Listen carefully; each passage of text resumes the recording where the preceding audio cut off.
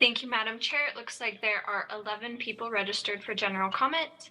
The first will be Oakley Hill, followed by Melissa Tiziko, and then Jakey Silo. Oakley, you may now unmute.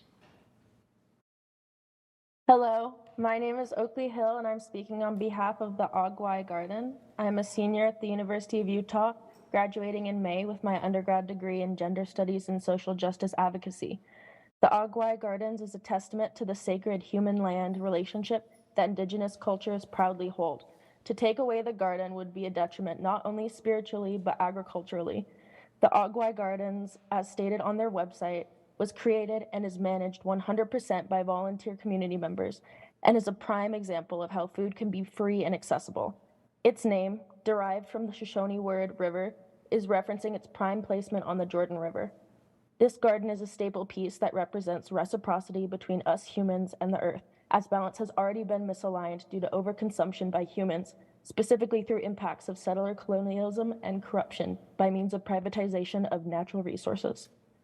The Og-wi's work with MMIW Plus Utah advocating for and raising awareness about the humanitarian issue of missing and murdered Indigenous women and girls in Utah specifically needs to be acknowledged and commended. The Og-woi honors strong leaders, strong women, and specifically highlights the strength of community bonds. The Og-woi specifically honors Hallie Ann Vandenberg and Margarita Santini. My apologies if I mispronounced those. Margarita Santini, a social justice advocate, works tirelessly in the Og-woi, and her effort and strength is honored through the memorial in their garden. Hallie Ann Vanderberg, a Dirt to Table volunteer and fellow social justice advocate, had hand-planted marigolds and sunflowers in the Og-woi Gardens, and this is a direct quote from their page, as indicative of how life can thrive even in the most adverse environments and situations. Thank you. And next will be Melissa Tiziko, followed by Jakey Ciolo, and then Dee Platero. Melissa, you may now unmute. Hello, can you hear me? Yes, we can hear you. Okay. Hello, my name is Melissa Tisco. I'm a sociology student at the University of Utah, and I am also commenting in support of the Og-woi Gardens. Og-woi fights to create space for healing and community building to gardens, which are located along the Jordan River. Indigenous community members have expressed how gardens like Og-woi provide connection to their ancestral ties, culturally relevant food and medicine to their communities, build connections, and hold events. In a report on the Og-woi Gardens by University of Utah researchers, it was found that the garden aligns with city development plans by providing the community with opportunities to support urban agriculture, collaborate with others in the neighborhood, and experience the now unique lens. In another University of Utah research report, it was found urban agriculture is viewed by Salt Lake City residents for its capacity to increase community resilience, health, and food access. Community-led organizations like Og-woi also provide a vital space for advocacy. Og-woi has worked extensively with MMIW Utah, a group which advocates for raising awareness about missing and murdered Indigenous women and girls in our state. Community leaders have expressed how the gardens have opened a door to conversations about Indigenous issues and how they impact the community. Og-woi has worked hard in the past to meet city expectations.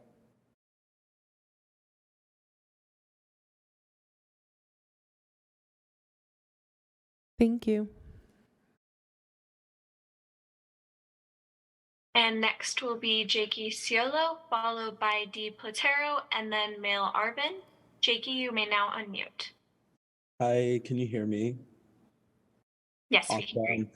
Talofa Lava, my name is Jakey Ciolo. I'm a queer victim advocate and work for Pacific Island Knowledge to Action Resources. Though my comments here are my own, I am also commenting on the Og-woi Gardens. I just want to urge you to invest in community, invest in our spaces that we cultivate and create. This was a space that was overlooked until it became something blooming. We see the same thing with the murals on 300 West, an area of town that had nothing until it became a community space. As someone who works with Indigenous survivors of domestic violence and sexual assault, it's so crucial to have these spaces for community members to come together and have connection to the land and also to the land that is stolen. And so I just urge you to support the garden in all forms of what that looks like, whether it be, restrictions and policy and things like that. I know that community members want to work together for that. I also, speaking as a queer Samoan, to see Margarita Satini's mural at that garden is a space for all Native Hawaiian and Pacific Islanders in this valley. There's more Pacific Islanders, or we have the largest diaspora of Pacific Islanders in Utah. 1 in 4 Tongans lives in Utah. And so this garden has been a space, especially through the pandemic when Pacific Islanders were always at the top of deaths from COVID-19. So I just urge you to invest in our communities and really understand what that means to invest in our communities. Thank you.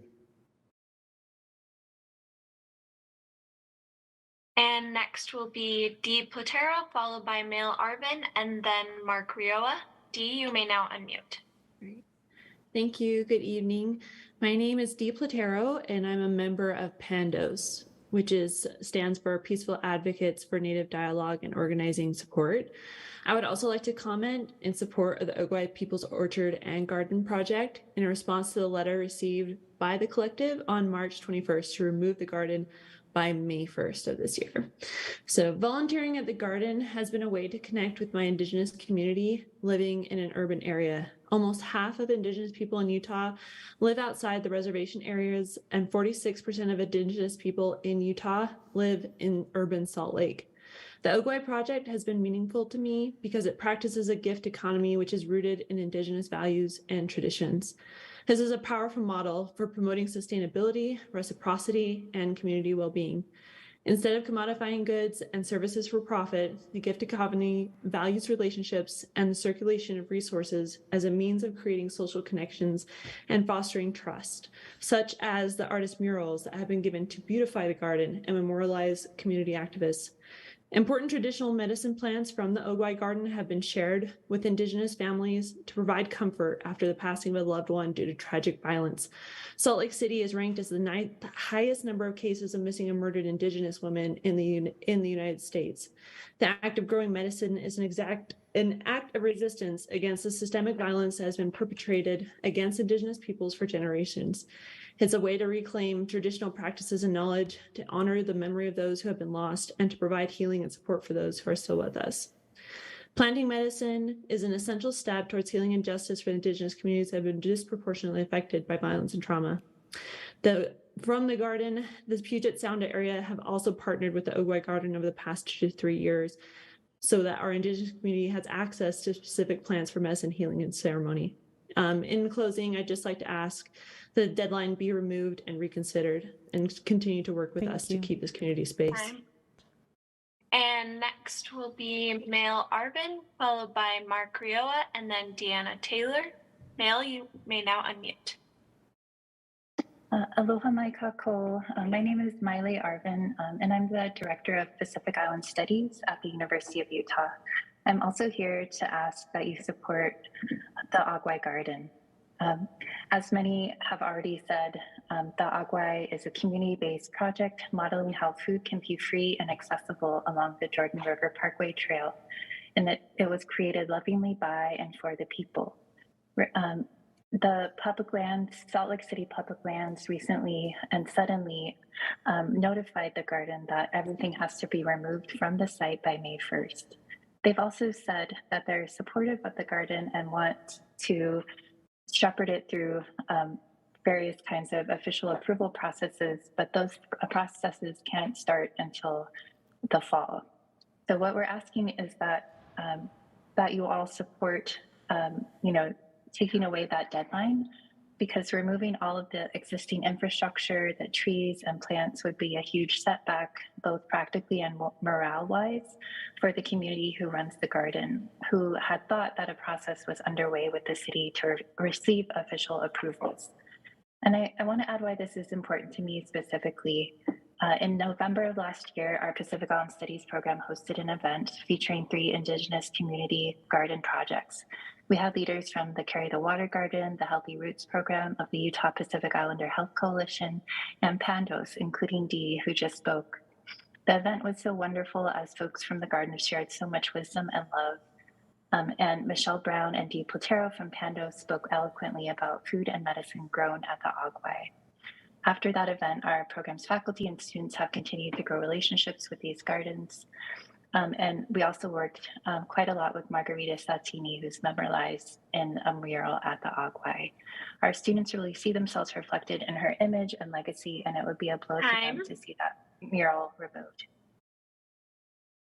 Next will be Mark Rioa, followed by Deanna Taylor, and then Lionel Trappier. Mark, you may now unmute. Hello, my name is Mark Roya, a resident here in Salt Lake City. I'm asking for the city to please lift the May 1st deadline to remove the Og-woi People's Orchard and Garden while we work through the formal CIP process with the city. The trees in this garden were first planted in 2020 as an amazing act of community stewardship.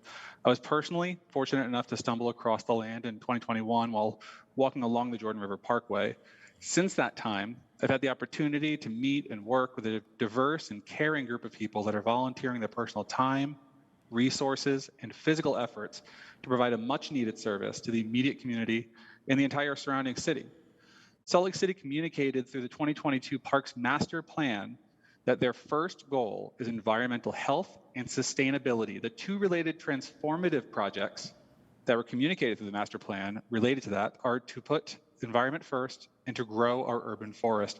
The orchard and the 30+ trees contained within clearly contribute to growing our urban forest, and more importantly, a food forest that provides a perennially fresh, nutritionally dense food to our community with absolutely no cost or prerequisites to or from the recipients. The garden as a whole puts our environment first in numerous ways. This space began as a completely neglected lot full of nothing but trash, debris, and unmitigated weed cover. The collective efforts of the garden volunteers have been adding to the biological diversity that this space desperately needed. The organic approach to the space is in far contrast to the complete lack of effort put into the space prior to our involvement. Again, I'm asking the city to please lift the May 1st deadline to remove the Og-woi People's Orchard and Garden while we work through the CIP process with the city. Please allow us to continue providing this much needed resource to the community and to continue caring for this small plot of land in a caring and thoughtful manner. Thank you. Next will be Deanna Taylor, followed by Lionel Trapner, and then Adair Kovac. Deanna, you may now unmute. Hello, council members. I am Deanna Taylor, and I'm speaking about the Og-woi People's Orchard and Community Garden, which is an asset that has been a benefit to the community for 3 years, including students, families, and individuals who enjoy its many features. The Og-woi project's mission to provide free and accessible food aligns well with the aspects of the city's food equity recommendations for future success, such as the inclusion of cultivating food and medicine plants that are culturally relevant to Black, Indigenous, and people of color communities, community agency by way of a diverse planning collective of partners from various neighborhoods and other organizations, and connecting with schools to enhance and strengthen education regarding food growing and healthy eating. The Og-woi also aligns with the city's transformative project, Reimagine Neighborhood Parks, in that it sits on a once neglected lot, transformed into a welcoming, inclusive space for all to enjoy, learn about healthy food and biodiversity, create and enjoy community art, and become a steward of the land through community engagement. The current plan and long-term vision for the Og-woi contains community assets such as raised vegetable garden beds, including wheelchair accessible beds, pollinator gardens, an outdoor classroom for experiential learning, self-guided educational tours of the orchard, and local artwork. The Og-woi project is sponsored by a state and federally recognized 22-year-old 501c3 and has various volunteers with decades of expertise who have guided and created its infrastructure. I am asking that the city please lift the May 1st deadline to remove the Og-woi People's Orchard and Gardens and continue working with the Og-woi volunteers to finalize the draft land use agreement. Thank you. Next will be Lionel Trapner and then Adair Kovac, followed by Jack Bellows. Lionel, you may now unmute. Hello, my name is Lionel Trapanier. I am a Salt Lake City resident. Thank you to the council persons for taking comments. I am a big bicycle fan, and I volunteer at the Og-woi Garden. I'm asking for the city to please lift the May 1st deadline to remove Og-woi. I bike on the Jordan River Trail to this garden on many Sunday mornings, spring to fall. I'm asking Salt Lake to not evict Og-woi. Here's why. Og-woi is a welcoming space, aligned with the goals of Salt Lake City's Public Lands Master Plan. Og-woi volunteers in the past 3 years, this time of COVID, came together and cared for this neglected land on the Jordan River, just north of our fairgrounds. We turned this underutilized weed patch into a vibrant community space, alive with activities that involve and empower residents. When Og-woi started, our community needed vibrant outdoor spaces. We still need this vibrant outdoor space, especially here and elsewhere on the west side. The city has been supportive of this garden in fits and starts, and I'm asking that the city again rejoin the Og-woi supporters. The public opinion survey that done by the city reportedly has showed high level of public support for Og-woi. The garden is a perfect opportunity to address soil quality and contamination concerns that are prevalent throughout our neighborhoods. We need to learn and educate our neighbors about safe gardening because the soils throughout our communities contain concerning levels of lead and arsenic and other contaminants. Og-woi is already an important community asset. Please don't evict Og-woi as we move through the CIP process. Thank you again for taking these comments. Next is Adair Kovac, followed by Jack Bellows, and then Joan Gregory. Adair, you may now unmute. Hi, I'm a volunteer with the Og-woi People's Garden, and I want to just tell everyone that your support has made me cry. I didn't know how much this garden meant to everyone, but I have put in so much time working under the hot sun to bring love and to bring sharing into this community. So my task today was to mention that the city's public lands master plan also prioritizing connecting people with our public lands, getting people to engage in enjoying the space and actually using it, not just running past it. Get people to learn how to steward the land. We're doing all that in the garden. We have educational workshops. We get volunteers involved. We're all learning and teaching each other. We provide public art and flowers that people can walk through and enjoy. I just saw puppies playing in the garden. That was just so much more interesting than the flat mowed beds of weeds surrounding it the last time I was there. And of course, we see families walk through. We see people actually enjoying the produce of the garden and so on. We took this neglected lot and we've made it something that enriches lives, provides food, and will even produce more fruit trees that people can bring home over the years. The public lands department's points against the garden seem weak compared to the value that the garden provides for our community. And they're also something we're committed to address if the city will just let us work with them. We have a plan, we have expert advisors, we have people who've been through this before that want to help us get through the process. I hope you'll allow the trees we planted to grow up and provide fruit, enjoyment, learning, and a sacred connection to the land for generations to come, not bulldoze them. Next will be Jack Bellows, followed by Joan Gregory. Jack is here in person. Excuse me. Good evening, everybody. My name is Jack. I'm originally from Atlanta, but I've been living in the greater Salt Lake area for the past 2 years. I'm an English student at the U. I am an educator with the Salt Lake City School District. I'm a community organizer, and I am an avid supporter of the Og-woi People's Orchard and Garden. You see, gardening has helped me heal and grow as a person in a way literally nothing else does. Throughout most of my life, I've battled and I've survived severe mental illness, and gardening is a huge part of that for me. It's meditative, it's active, it literally feeds your soul, and I'm such a believer in gardening that I was the subject of a short documentary about horticultural therapy, and I find this council's intent to, I find even the entertainment of the idea to destroy the Og-woi garden shameful. I think y'all should be ashamed of yourselves. I've had a very difficult time finding community gardens in Salt Lake, and this is coming from someone with immense privilege. People of color, especially indigenous folks whose land we're on, are disproportionately affected by food deserts, income inequality, and the effects of climate change. Homeless people, whom this council and mayor have systematically waged war against, are even more sensitive to these injustices. Gardens are a part of the solution to food insecurity, the mental health crisis, and the looming climate crisis. Unfortunately, this council has proven y'all are completely apathetic and hostile towards these causes, as is shown by the fact that you want to destroy this space on an unused lot. That lot was empty before the Og-woi garden was there. I don't see why the community shouldn't make use of it for good. It's a waste otherwise.